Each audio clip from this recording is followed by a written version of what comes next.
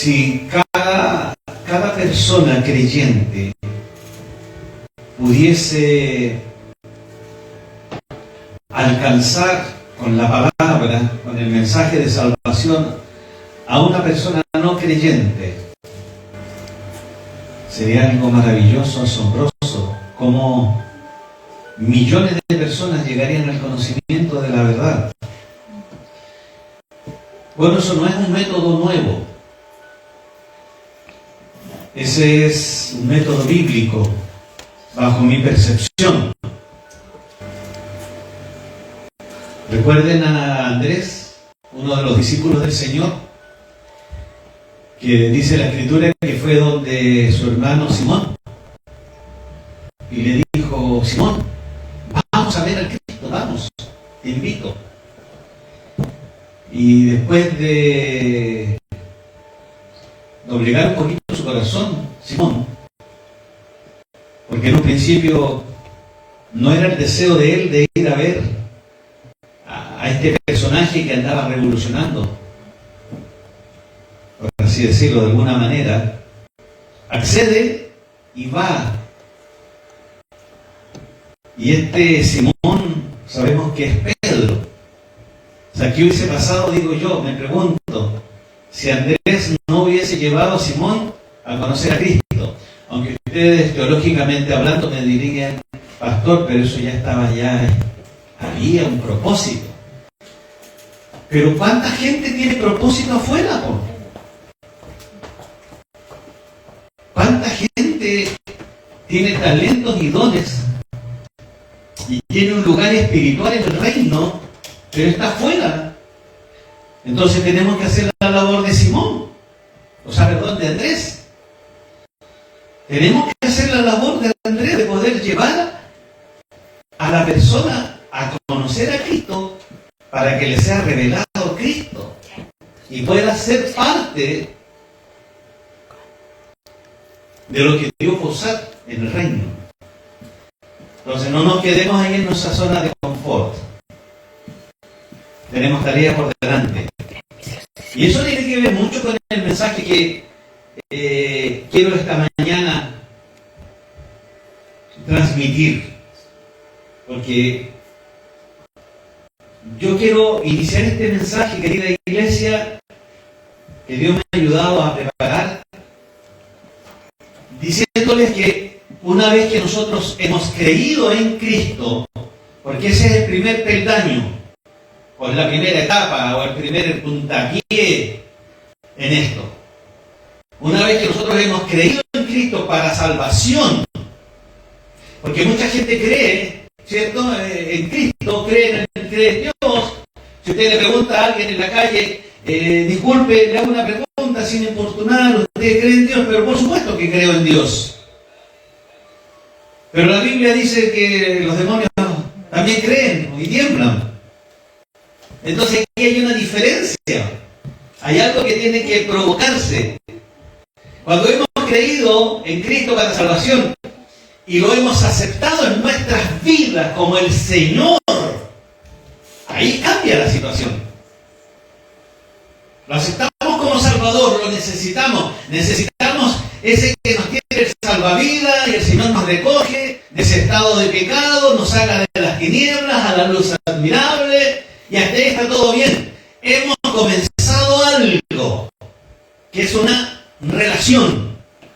Es una relación. Porque estamos, cierto, agradecidos por la salvación que el Señor nos ha dado. Pero es necesario que nosotros comencemos a fortalecer, a alimentar aquello, esa relación, y que se transforme en una comunión con Dios. Amén. Y eso yo esta mañana quiero que de alguna manera podamos comprender. ¿Ya? En que debemos de tener una relación, pero también una comunión. Y la comunión es diferente a la relación. Usted en una fábrica, en un club deportivo, en un trabajo, en una oficina, en cualquier sitio, usted puede relacionarse con mucha gente sin tener idea cómo se llaman, dónde viven, qué familia tiene. Siento que hay una relación laboral, por así llamarlo, en algún ámbito. ¿Pero hay comunión? No. Es una relación. En los colegios, en las universidades, se conocen las personas, incluso a veces ni siquiera por su nombre propio, sino por su sobrenombre, y se relacionan, y puede haber una muy buena relación, pero no tiene comunión, no existe la comunión. Entonces, esto que acontece en nosotros de recibir a Cristo porque hemos creído en Él para salvación y lo hemos aceptado en nuestras vidas como el Señor de nuestras vidas, es necesario que comencemos a fortalecer y a alimentar nuestra relación para que se transforme una verdadera comunión.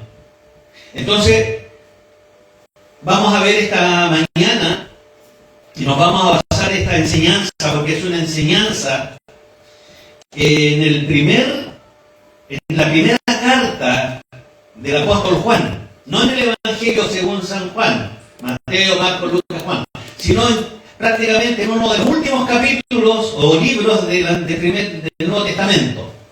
Antes de llegar al Apocalipsis, ahí tenemos la primera y la segunda carta de Juan, ¿ya? Una carta apostólica que nos quiere dejar algo en claro. Nuestra relación, nuestra comunión con Dios es necesaria. La relación puede muchas veces no ser permanente. La comunión con Dios es eterna. Amén, amén, amén. Y gloria a Dios por esto. Por lo tanto, vamos a ver qué es lo que nos dice. Mantengámonos ahí en Primera de Juan para ver algunos pasajes donde con la ayuda del Espíritu Santo vamos a poder evidenciar cómo está mi relación o cómo está mi comunión con Dios, que son dos cosas diferentes. ¿Ya? Y digo mi relación y mi comunión porque es algo personal.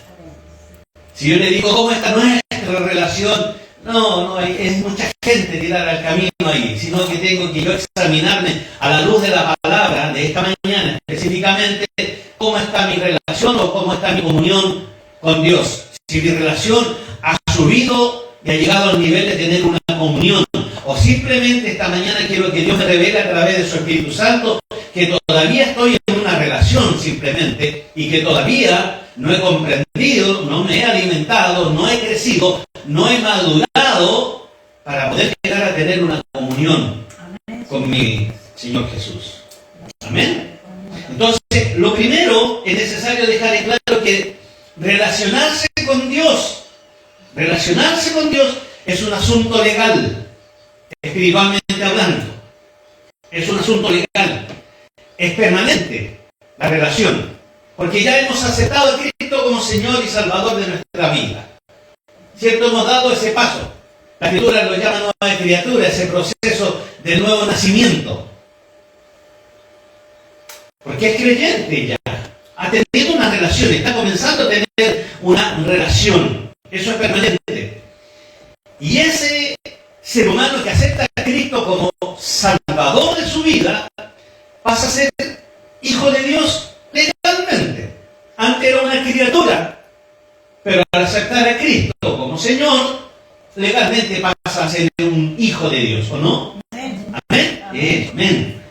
Diga amén, porque cuando usted me dice amén, me está dando tranquilidad, porque no me estoy equivocando, porque amén significa así es. Amén. Amén. Gloria al Señor. Pero ¿sabe que aunque esa persona jamás crezca en el conocimiento bíblico, estoy hablando del nuevo creyente, ¿cierto? De aquel que está comenzando a tener una relación con Dios, esa persona puede que jamás llegue a tener el conocimiento cabal bíblicamente de Dios, sigue siendo hijo de Dios. Sí, de verdad, no se asombre. Sigue en la categoría de ser hijo de Dios. Sigue teniendo una relación de padre a hijo, de hijo a padre.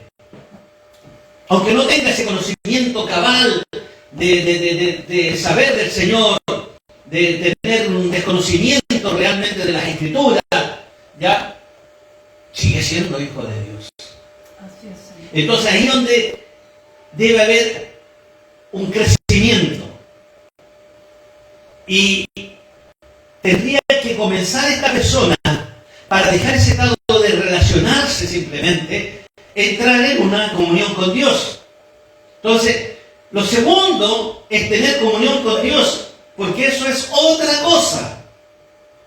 No es lo mismo que tener relación, es otra verdad espiritual. Estamos hablando espiritualmente, hablando todo esto, ¿cierto? Amén. Comunión es intimidad. Intimidad. Es intimidad. Esa es la comunión. Si no, simplemente es una relación entre personas que se conocen,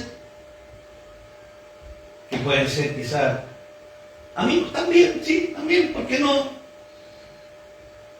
Pero la comunión es compañerismo, es andar, es conversar, es conocerlo, es que me conozca, es poder tener yo la seguridad absoluta que lo que yo necesite se lo puedo comunicar, que ante cualquier situación Él va a estar presente, es poder hablar, pero también es poder oír.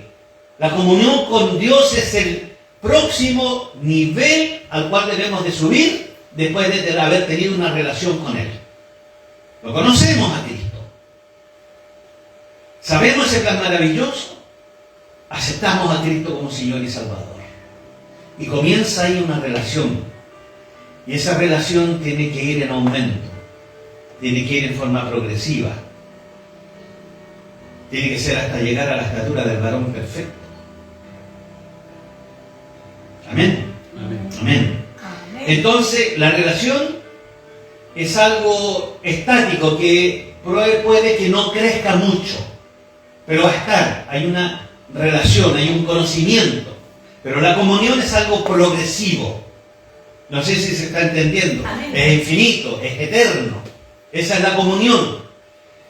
Y la relación con Dios viene como consecuencia de haber aceptado al Hijo de Dios como Señor y Salvador de mi vida. Ahí comienza mi relación con Dios, porque estoy conociendo al Hijo. Y logro entender a través de la comunión que Cristo es en mí y yo en Él. Amén. Y logro entender que el Evangelio no es un método, el Evangelio es una persona y que ese Evangelio es Cristo, es la palabra. Yo soy la palabra, Así es. es Cristo. Entonces es ahí cuando uno empieza a tener esa revelación. Y no estoy hablando místicamente, nada, no. La palabra es revelada a nosotros a través de la comunión que tenemos. Y el Hijo se va mostrando en la medida en que nosotros vamos teniendo conocimiento y obediencia de los mandamientos del Señor. ¿Ya? Amén. Claro. Entonces, la relación, vuelvo a insistir, viene al tener al haber aceptado al Señor, a su Hijo, como Salvador por la fe, pero la comunión viene como resultado de un paso más allá. ¿Qué es lo que es? Él dice, bueno, ahora me estás conociendo, quiero que te comuniques conmigo. ¿Y cuál es la forma de comunicarme con el Señor? Dice por ahí que el teléfono del Señor es cortito. Jeremías 33:3. Clama a mí y yo te responderé. Así es. Clama a mí, yo te responderé. Por lo tanto, la comunión es el resultado del conocimiento y de la obediencia de los mandamientos de Dios, que están revelados en su palabra. Así, Señor. Y la palabra es viva y es eficaz. Amén. Amén. Ahí viene la comunión. Entonces, es importante, querida iglesia, que podamos definir la palabra comunión. Yo la busqué en un diccionario y se dice que comunión se está definiendo como el acto de compartir o de tener algo en común, de poder tener cierta participación y que involucra diferentes aspectos de la vida civil, incluyendo incluso un grupo de personas de carácter religioso, dice. Hay una relación, se relacionan entre ellos, ¿cierto?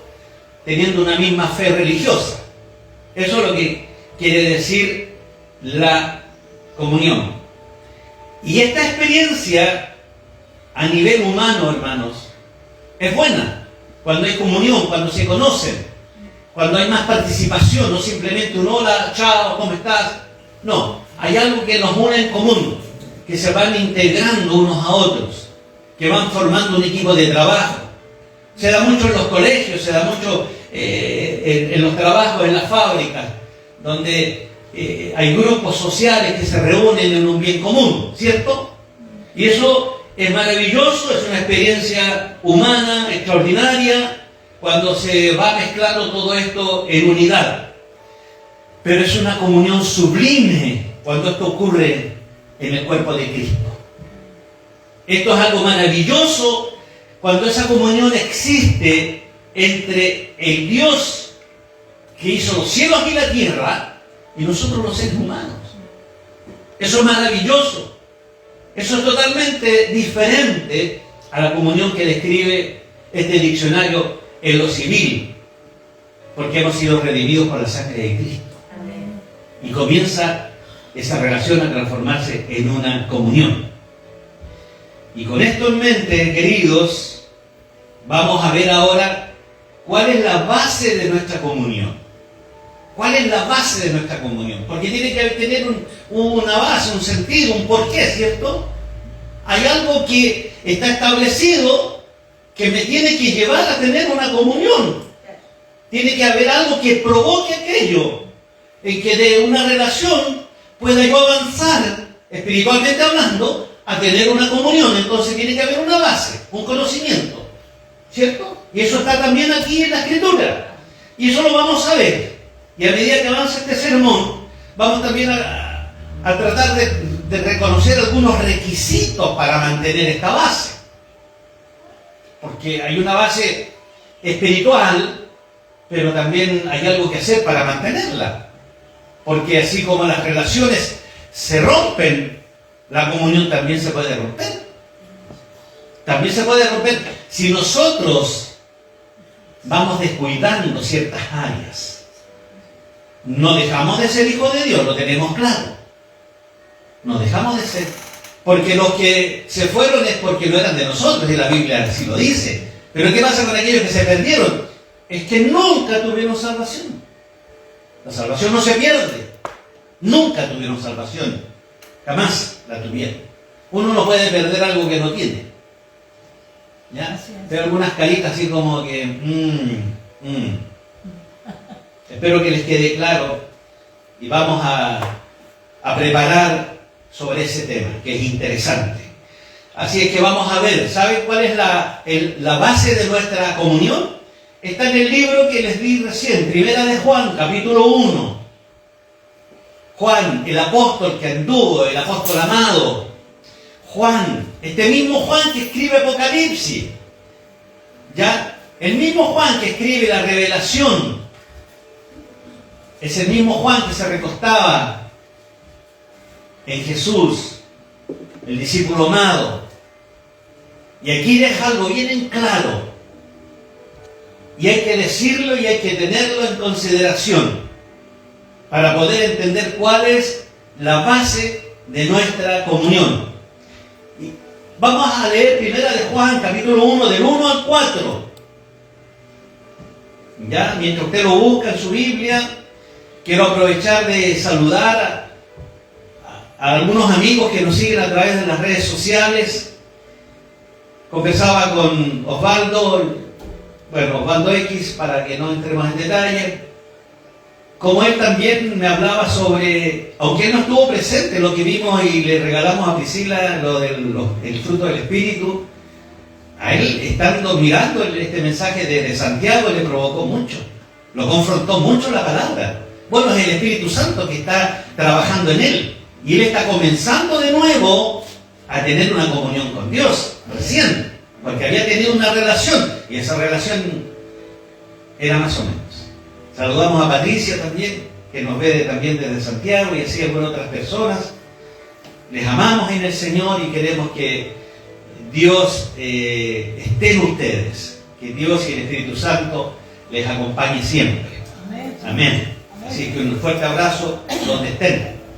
Y para quienes nos ven y no lo sabemos, porque mucha gente nos ve también a veces a través de estas redes sociales y no tenemos idea. Si quieren dejar un comentario, una petición de oración, ningún problema. Estamos orando por sus peticiones, por Patricia, por sus hijas, por su nieta y por tu situación, Osvaldo, igual. De manera personal lo estoy haciendo.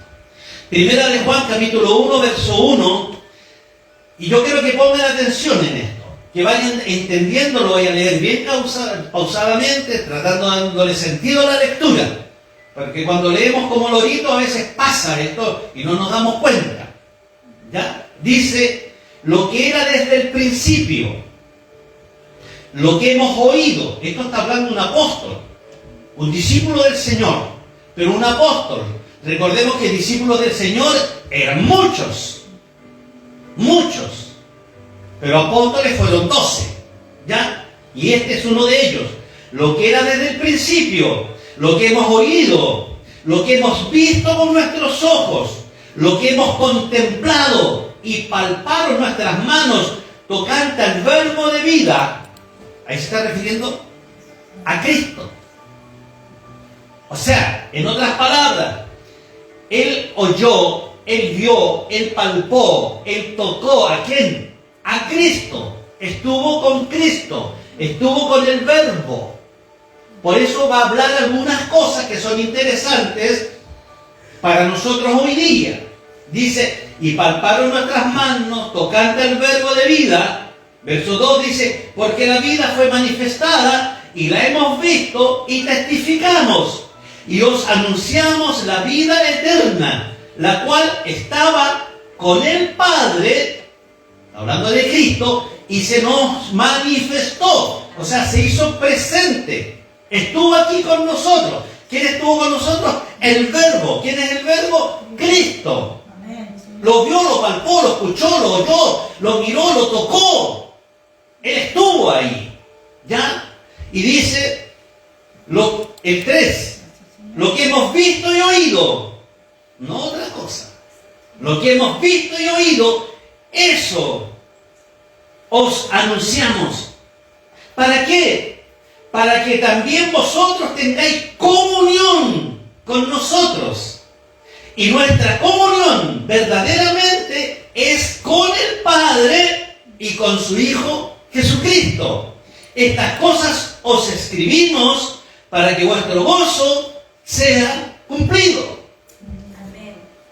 O sea, el gozo del Señor, el saber que el Verbo se hizo carne, que habitó entre nosotros, que se hizo hombre, que nunca dejó su deidad, siendo Dios eterno, pasó a ser un hombre, que nos trajo una tarea importante a desarrollar, que era la reconciliación entre nuestro Creador y nosotros los pecadores, pero que habíamos sido escogidos desde antes de la fundación de los tiempos. Ese es otro tema. Porque hemos sido predestinados, hermanos, para salvación. Entonces, Juan nos quiere dejar algo en claro. Pero antes de continuar, en los versos 1 y 2, y lo quiero tomar así suavecito nomás, pero ponga atención, podría decir lo que dice la Biblia, que tenga oídos para oír, que oiga. Porque en los versos 1 y 2 de la carta apostólica de Juan, al igual que el apóstol Pedro, al igual que el apóstol Pablo, al comienzo de sus cartas, al comienzo de los escritos, dan credibilidad de sus credenciales como apóstoles. Yo, apóstol de Jesucristo, dice. Eso lo escriben los apóstoles cuando ellos comienzan a escribir las cartas apostólicas. ¿Y por qué digo esto? Pablo lo dice, por voluntad de Dios, es un apóstol. ¿Por qué lo digo? Porque es necesario recordar que un apóstol era aquel hombre que el Señor había escogido y que había enviado y que estuvo ahí. ¿Por qué? Porque vieron a Jesús, porque compartieron con el Señor, porque lo tocaron, porque lo escucharon, estuvieron ahí. Por lo tanto, el último apóstol elegido por Dios fue Pablo. Recuerden que cuando Judas hace lo que tenía que hacer, ¿cierto?, le presentan dos nombres a Dios para que decida entre dos nombres cuál era el apóstol que iba a reemplazar a Judas. O sea, que escoja y me estáis dando todo. No. Y sacó a uno de allá que ya tenía preparado, aunque andaba haciendo atrocidades, lo sacó para que sea el último de los apóstoles. Bueno, entonces vamos a volver con nuestro mensaje de hoy, entendiendo que Jesús fue manifestado aquí en la tierra, que sus discípulos lo tocaron, que testificaron, que anunciaron las buenas nuevas del reino del Señor. Si esa era una tarea encomendada a los discípulos, predicaron que Cristo era la vida eterna, predicaron que a través del sacrificio de Cristo en la cruz nosotros tenemos entrada al reino de los cielos. Y ese también es el mensaje que nosotros debemos de transmitir, mensaje de arrepentimiento de nuestros pecados, y a raíz de eso depositar nuestra fe en el Señor Jesús a través de la comunión que tenemos con Él.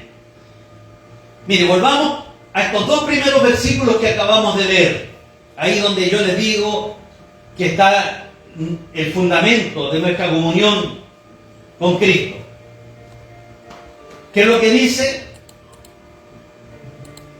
Lo que era desde el principio, lo que hemos visto con nuestros ojos, lo que hemos contemplado y palpado en nuestras manos tocante al verbo de vida. ¿Cuál es el verbo de vida? Cristo, la palabra eterna. Él es el verbo. Juan, este mismo Juan, pero en el Evangelio de Juan, si usted quiere lo busca. El primer Evangelio,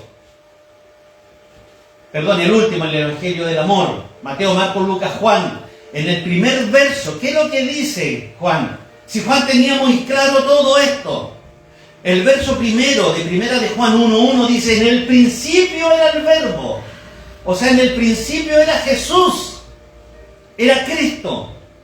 Y el verbo era con Dios, estaba ahí. Estamos hablando del principio, antes de todas las cosas. Antes que se separaban el mar de la tierra, antes que se separase las grandes lumbreras, estaba Él. Cristo ha sido desde el principio, hermanos queridos. Amén. Dice, y el verbo era Dios. Amén, Señor. Esto que a veces no es entendible, pero el Espíritu te lo revela, hermano. Cristo es desde el principio. En el principio la palabra ya existía. Él estaba presente, la palabra estaba con Dios y la palabra era Dios. Cristo es Dios. Cristo no es un profeta. No es un hombre que se fue a los Himalayas a recibir instrucciones y llegó con un conocimiento diferente. No, Cristo es el Hijo de Dios, es la palabra encarnada. ¿Es así o no? O sea, en otras palabras, aquí Juan está hablando de la preexistencia de Cristo, de la eternidad del Hijo de Dios. Él es el alfa y el omega, el principio y el fin. ¿Sí? ¿Amén? Amén. Amén. Por eso es que el apóstol dice, Jesús es el verbo de vida. Se está refiriendo al verbo de Dios y también de vida. ¿Por qué? Porque Cristo es quien nos da la vida física y espiritual. Cristo permite que nuestra mamita nos traiga a este mundo, pero también que podamos tener un nuevo nacimiento al tener una nueva vida espiritual. ¿Se está entendiendo? Sí. Amén. Amén. Amén. Pero mire lo que dice el verso 3 y 4 del mismo libro de Primera de Juan. Por favor, leámoslo de nuevo. Y esto está inspirado por el Espíritu Santo. Esto es tremendo. Dice, lo que hemos visto y oído, bueno, eso les anuncio, no otra cosa. Eso está diciendo. No otra cosa, eso es lo que les anuncio. Para que también vosotros, o sea, nosotros en este tiempo, tengamos comunión con nosotros. Y nuestra comunión verdaderamente es con el Padre y con su Hijo Jesucristo. Estas cosas os escribimos para que vuestro gozo sea cumplido. Entonces, por inspiración del Espíritu Santo, Juan dice que Él nos anunció todo esto anterior. ¿Para qué? Está ahí la respuesta. ¿Para qué?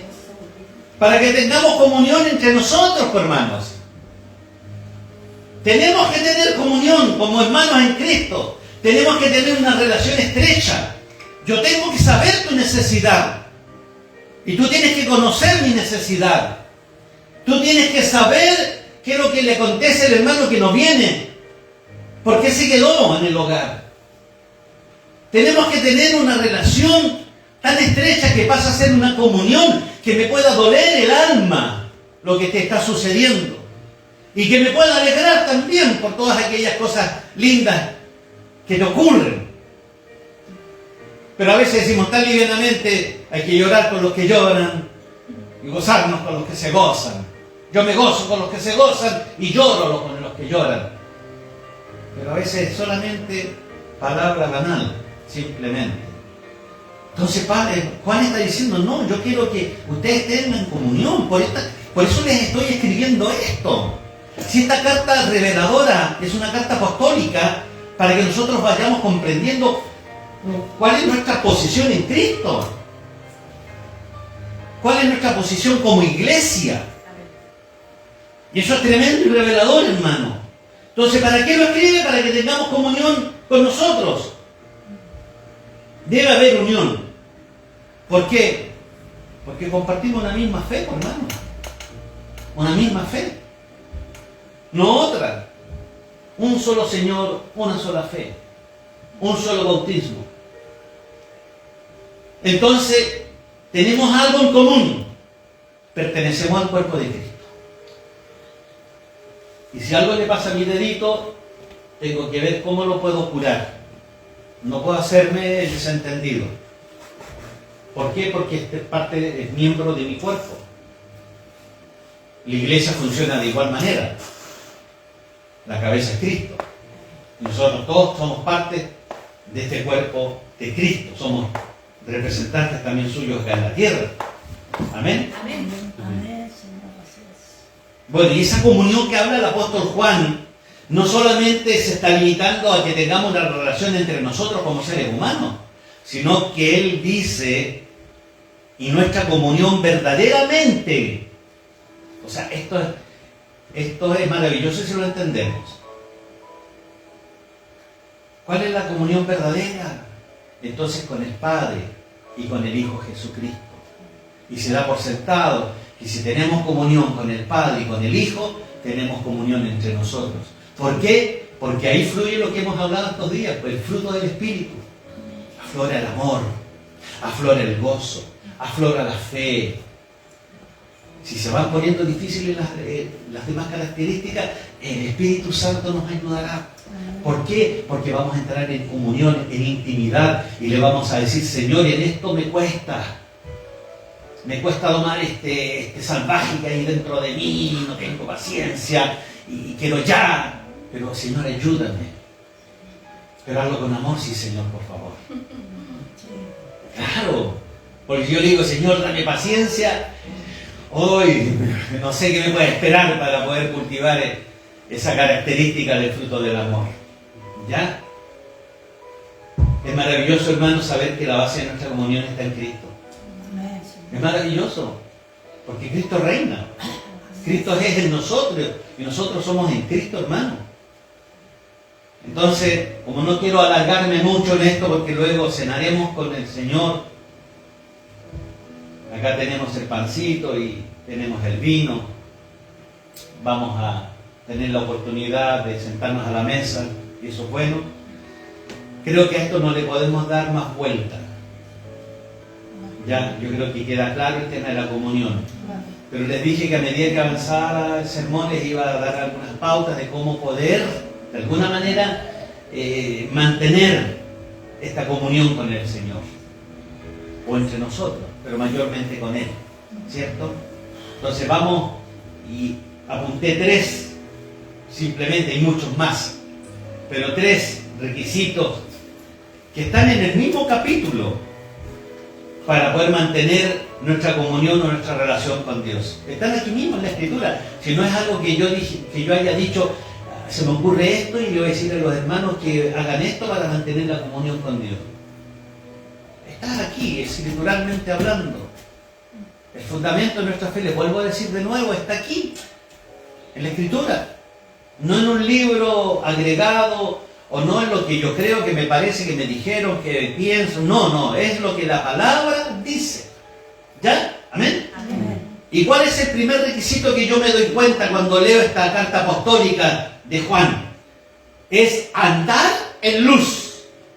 Hermano querido, tú ya no puedes andar más en tinieblas. Andar en luz. Vamos al mismo capítulo 1 de Juan, donde en el verso 5, al menos en mi Biblia, hay un subtítulo y dice, Dios es luz. Dice, leamos hasta el 7. Este es el mensaje que hemos oído de Él. Vuelve a hablar esto a mí me enriquece, de verdad, me gozo. Porque está hablando en primera persona. No es que Juan se lo hayan dicho por ahí, que fue y le dijeron, ¿sabes qué? Dicen que el Señor dijo esto. No, sino que Juan dice, este es el mensaje que hemos oído de Él y os anunciamos. ¿Cuál es el mensaje? Dios es luz y no hay ningunas tinieblas en Él. Ese es el mensaje. El 6 dice, si decimos, y esto va para nosotros, para el pueblo, si decimos que tenemos comunión con Él y andamos en tinieblas, mentimos. Dice así la Escritura, ¿o no? Y no practicamos la verdad. Eso es lo que dice la palabra. Pero si andamos en luz, verso 7, como Él está en luz, ¿quién es Él? La palabra. ¿Quién es la palabra? Cristo. ¿Quién es Cristo? El Evangelio anunciado, la buena nueva de salvación. Vaya entendiendo aquello. Pero si andamos en luz, como Él está en luz, tenemos comunión unos con otros y la sangre de Jesucristo, su Hijo, nos limpia de todo pecado. ¿Por qué andamos en luz? ¿Y por qué nos limpia de todo pecado? Porque vamos a ver también que hay otro requisito para poder mantener esta comunión y como efecto y causal de mantener esta comunión obtenemos el perdón de pecado. ¿Quién es pecador aquí? Yo soy pecador. Pero ¿sabe qué quiere que le diga algo? No practico el pecado. No me dedico a practicar el pecado. Pero peco a veces con una palabra tan áspera, tan necia, con una respuesta que no debiera haber dicho. O mis ojos me engañan también. La vanidad de la vida, la concupiscencia de la carne, hermano, que está ahí aflorando. Y Satanás que anda buscando como el león rugiente para poder devorarme. Entonces tengo que tener cuidado. Resistid al diablo y el diablo huirá de vosotros. Sí, Señor. Pero le tengo una mejor. Antes de eso dice, someteos pues a Dios. Amén, Señor. Someteos pues a Dios. Sí, Señor. Entonces, si estoy sometido a Dios, ando en luz. Resisto al diablo y huye. Porque en vez de mirarme a mí, el diablo así, estaba mirando a Marco y ahora me parece la figura de Jesús. Es así. Es así. Él en mí, yo en él. Pero tengo que estar en luz. Porque si estoy en tinieblas, es decir, no, si es el Marco.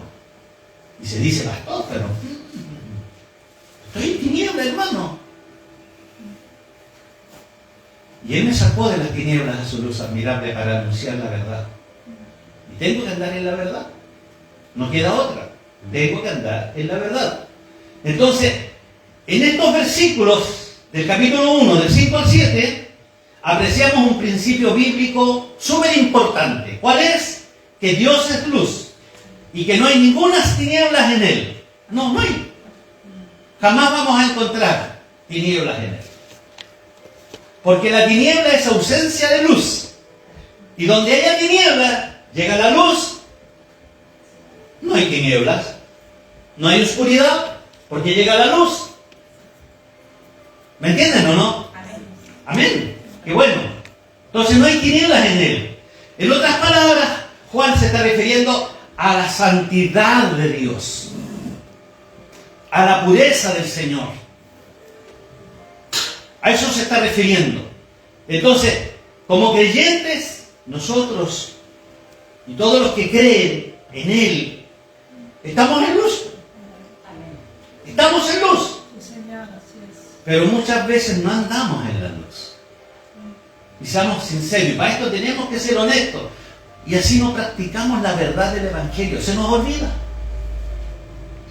Entramos en otro tipo de relación y se me olvida que yo tengo comunión con el Padre y con el Hijo. Y entro en una relación de adulterio. Y no estoy hablando de la parte amorosa, no, de adulterio, de adulterar, de engañar al Señor. Y me engaño a mí mismo. Porque yo debería de andar en la luz. Porque estoy en la luz.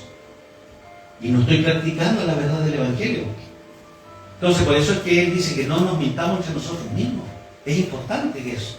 No mentirnos entre nosotros mismos. Porque a veces uno piensa que por el hecho de verlo todos los domingos en la iglesia, ya estoy en la luz. Yo estoy andando en la luz. Pero resulta que sus acciones, resulta que sus obras están en tinieblas.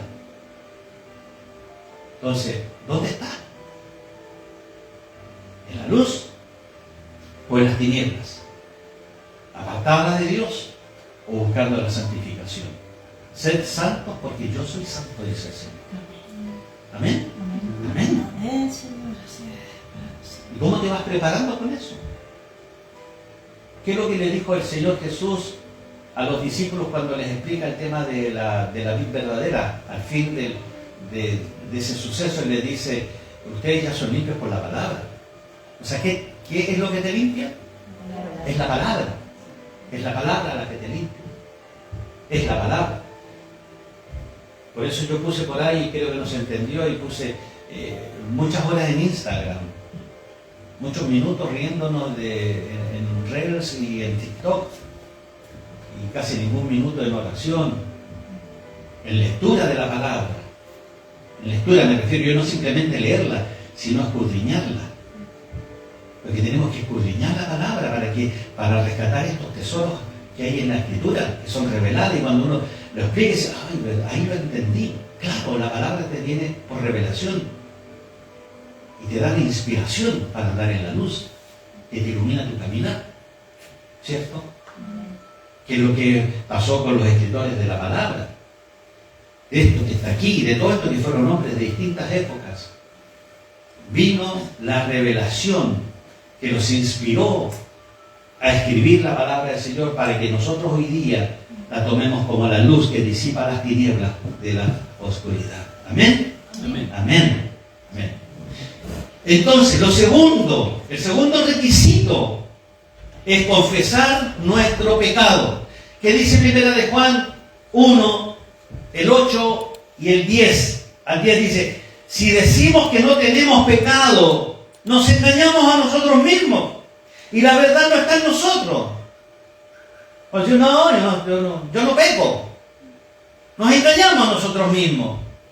Pero dice el 9, si confesamos nuestros pecados, está hablando en plural ahí, nuestros pecados, Él es fiel y justo para perdonar nuestros pecados y limpiarnos de toda maldad.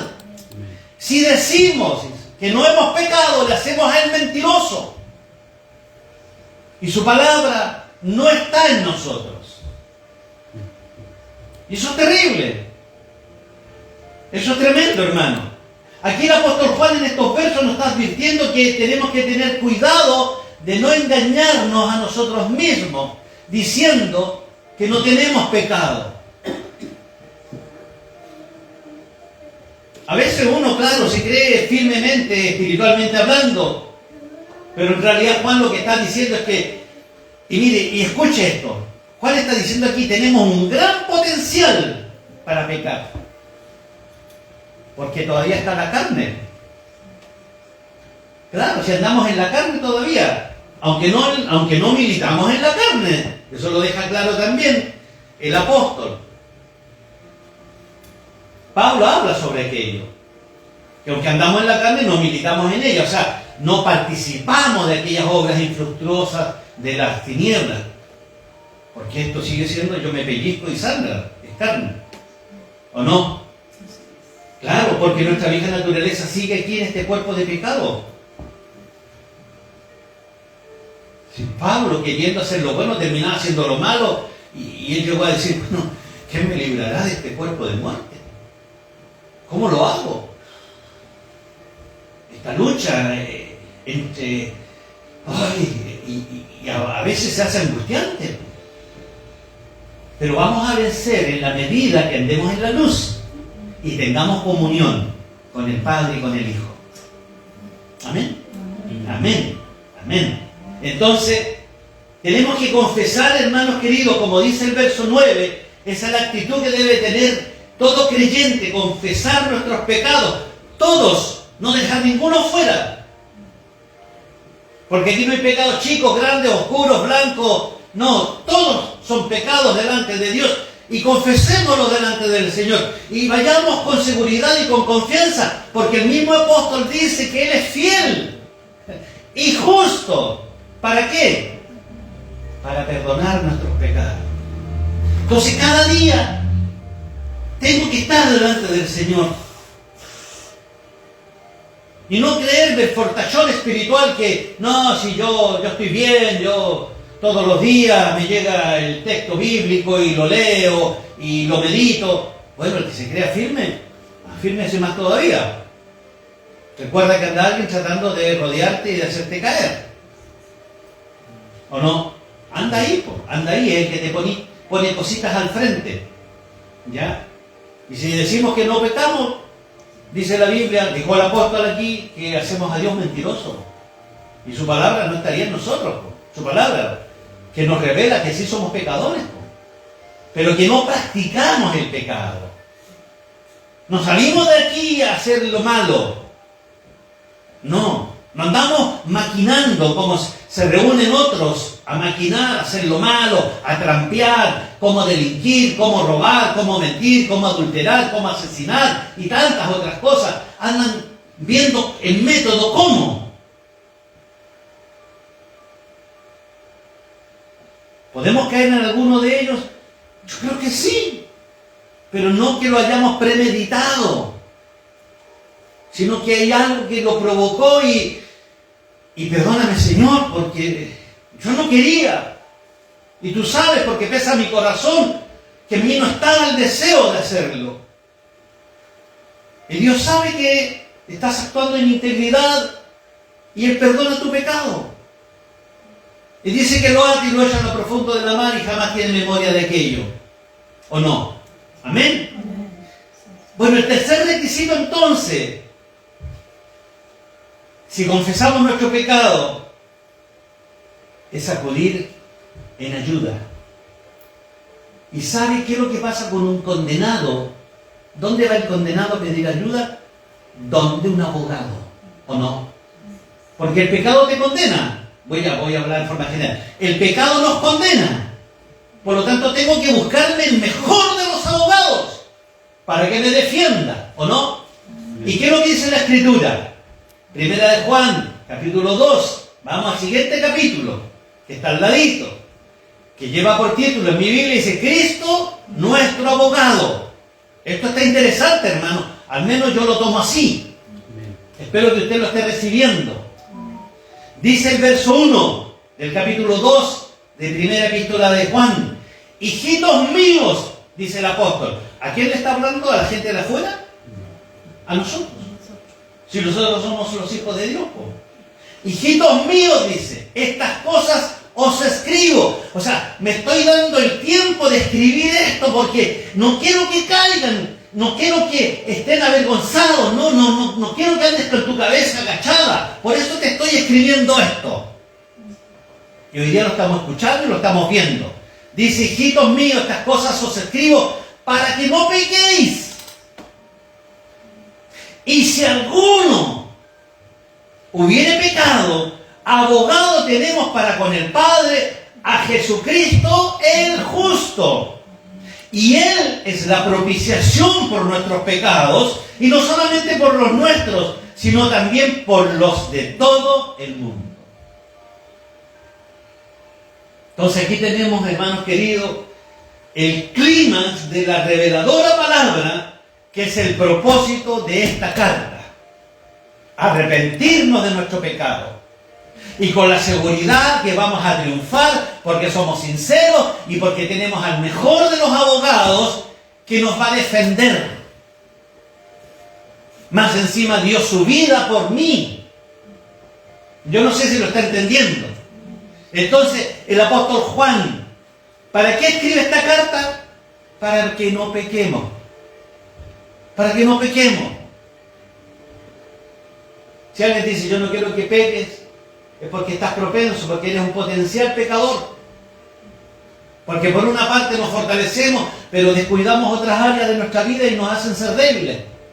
Entonces, podemos, y Pedro dice, no, yo no quiero, queridos. Amados hijos míos, yo los amo, no quiero que caigan en esto. Pero si alguno hubiese caído en esta circunstancia, recuerda que tienes a Jesús, que Él está intercediendo por ti. Habla con Él. Tienes que acudir a la oficina de Él. Y Él te va a defender. Y va a ganar. Porque ya lo tiene ganado el juicio. De antes que tú pecaras, Él ya sabía lo que iba a ocurrir y lo tiene ganado. Amén. Eso debería de darle un aplauso a usted al Señor, de verdad. Porque es algo que realmente hay que entenderlo. Y el apóstol aquí está hablando de esto, hermanos, porque si uno peca, finalmente tiene que vivir las consecuencias del pecado. Y el Señor no quiere que vivamos esas consecuencias. No quiere que vivamos esas consecuencias. Amén. Amén. Amén. Entonces, cuando estemos en pecado, hayamos caído en pecado, acudamos al Señor. Debemos de acudir a nuestro abogado, a Cristo, que Él está intercediendo delante del Padre por nosotros. Y lo último, simplemente darle así una pequeña pincelada. El último y cuarto requisito para mantener la comunión con el Padre es obedecer los mandamientos del Señor. A veces es difícil. Mire lo que dice el capítulo 2, versos 3 y 6. Y en esto sabemos que nosotros le conocemos. O sea, a ver, yo me voy a dar cuenta si tú conoces al Señor, si estoy viendo, evidenciando los frutos del Espíritu, porque ahí estás guardando los mandamientos del Señor. Ahí se ve. En esto sabemos que nosotros le conocemos, si guardamos sus mandamientos. Y el 4 dice, el que dice, yo le conozco. Mire, esto es fuerte. Yo le conozco, pero no guarda sus mandamientos, ese tal es mentiroso.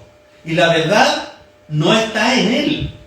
Pero el que guarda su palabra,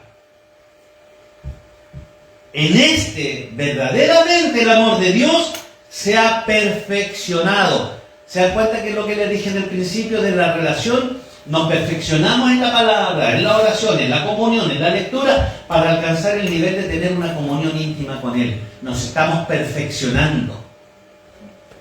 Nos estamos perfeccionando. Y por esto sabemos que estamos en Él. El que dice que permanece en Él, debe, no si puede, debe andar como Él anduvo. O sea, concluyendo en esto, cuando entregamos nuestra vida a Cristo como Salvador, como Señor, y empezamos a conocerlo, empezamos a tener una relación con Él, tenemos que tener comunión, porque lo vamos conociendo, porque vamos sabiendo más de quién es Él y qué es lo que Él puede hacer por nosotros. Amén. Amén. Y vamos cumpliendo, guardando sus mandamientos. Eso es cumplir, eso es guardar, el hacer una realidad en nuestra vida, el cumplimiento de sus mandamientos. Amén. Amén. Vamos a darle gracias al Señor por esta palabra. No vamos a darle más vuelta porque sería exactamente hablar de lo mismo. Yo creo que la palabra hoy día ha sido clara. Tengo que tener relación con Dios, pero mayormente tengo que tener una comunión. Y esa comunión la voy a tener andando en la luz. Y andando en la luz se van a ver mis imperfecciones.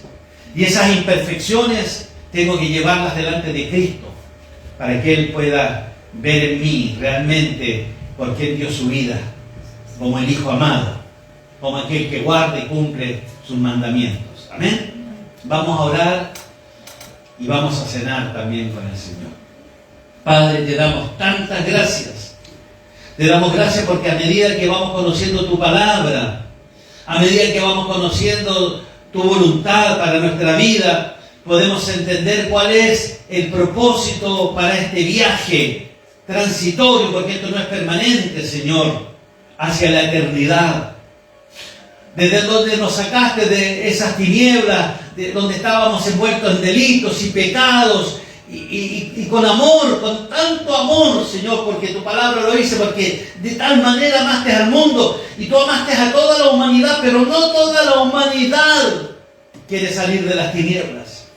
Muchos no creen en ti, y eso se pierden. Pero aquellos que creen en ti tienen vida eterna. Y estas palabras escritas por el apóstol son para nosotros hoy día, Señor. Para que confesemos nuestras faltas, nuestros pecados, las pongamos delante del Señor, pidamos perdón, pidamos ayuda a Él para que intervenga, para que nos defienda, para que sea el Paracleto, aquel que está con nosotros dispuesto las 24 horas del día, los 7 días de la semana, los 30 días del mes, los 365 días del año, y así sucesivamente, hasta que Él retorne nuevamente a esta tierra en busca de nosotros, su iglesia. Te damos gracias porque tú conoces, Señor, mis debilidades y las pongo delante de ti. Señor, dame sabiduría, dame entendimiento para poder resistirlas, para poner en obra tu palabra y no caer en ellas. Y si me caigo, Señor, ahí está tu cayado para levantarme y ponerme sobre la roca que es Cristo de nuevo. Y si tienes que ocupar la vara, bienvenida sea, porque será para corregirme. Señor, te damos gracias por tu sacrificio. Ese sacrificio que hiciste en la cruz por cada uno de nosotros. Hoy tomaremos la cena, Señor, como lo hiciste con tus discípulos. Los apóstoles, Señor, estaban ahí esperando, Señor, que se cumpliese el tiempo que tú habías anticipado. Y tú conversabas con ellos, al igual que estás conversando con muchos de los que estamos aquí, Señor. Porque yo lo siento que es así. Ponte cuenta, me estás diciendo. Ponte cuenta conmigo. Tengo planes maravillosos contigo y los quiero cumplir. No quiero que nada sea impedimento, que no haya una barrera, que no haya un obstáculo, que se pueda llegar a ese propósito que tengo en ti. Y son propósitos buenos porque tengo pensamientos de bien sobre ti. Te damos gracias por esta tu palabra, Señor. La recibimos con fe, creyendo, Señor, que la has traído esta mañana porque nos amas y porque no quieres, Señor, que vivamos las consecuencias del pecado, sino que podamos vivir una vida de santidad, de integridad, para que cuando llegue el tiempo, Señor, tú puedas decir: bien, siervo fiel, fuiste fiel en lo poco, entra en el gozo de tu Señor. Entra en el gozo de tu Señor. Has obrado bien. Gracias, Padre, porque tú nos escogiste, porque tú nos predestinaste para la vida eterna, Señor, para no perdernos. Pero hay muchos afuera, como Simón, que necesitan de un Andrés para que vaya a rescatarlo, para que lo traiga al conocimiento. Son gente que está escogida por ti, pero que te tienen que conocer. Y conocerte, Señor, es nacer de nuevo, es ser una nueva criatura. Gracias por todo esto, Señor. En el nombre de Jesús, nuestro Señor y suficiente.